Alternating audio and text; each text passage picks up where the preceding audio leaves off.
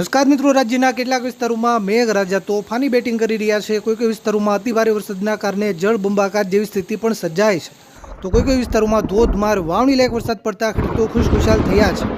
મિત્રો, બનાસકાંઠા જિલ્લાને મેઘરાજાએ ધોઈ નાખ્યો હોય તેમ ખેતરો જળબંબાકાર થયા છે।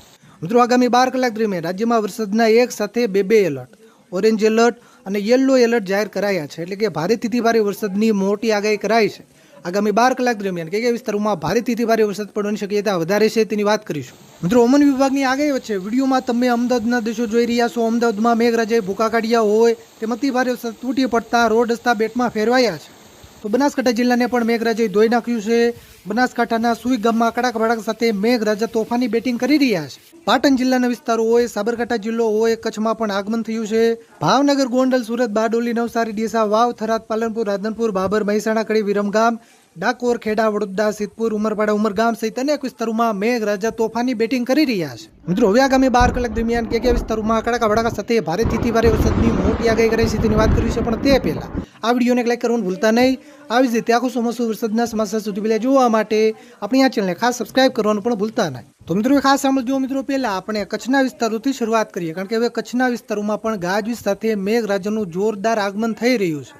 મિત્રો, આગામી 12 થી 24 કલાક દરમિયાન કચ્છમાં વરસાદનું ઓરેન્જ એલર્ટ જાહેર કરાયું છે।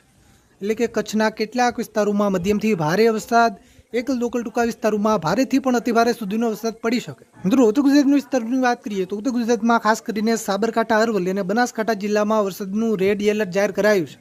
એટલે કે આવતી 12 થી 24 કલાકની અંદર આ વિસ્તારોમાં ભારેથી પણ અતિભારે સુધીનો વરસાદ પડી શકે। પાટણ, મહેસાણા અને ગાંધીનગર જિલ્લામાં ઓરેન્જ એલર્ટ છે।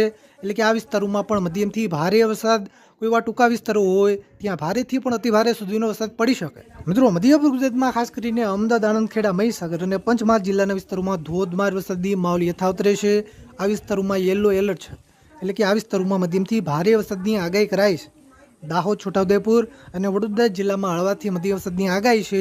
એક લોકલ ટૂંકા વિસ્તારોમાં મધ્યમ કરતાં થોડો વધારે વરસાદ પણ પડી શકે। મિત્રો, સૌરાષ્ટ્ર વિસ્તારોની વાત કરીએ તો સૌરાષ્ટ્રમાં ખાસ કરીને મોરબી, સુરેન્દ્રનગર અને બોટાદ જિલ્લામાં યલો એલર્ટ જાહેર કરાયું છે।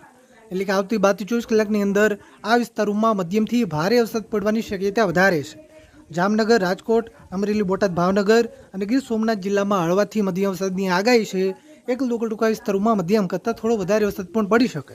ભરૂચ, નર્મદા, સુરત અને તાપી જિલ્લામાં મધ્યમથી ભારે વરસાદની આગાહી છે। નવસારી, ડાંગ અને વલસાડ જિલ્લામાં હળવાથી મધ્યમ વરસાદ પડવાની શક્યતા છે।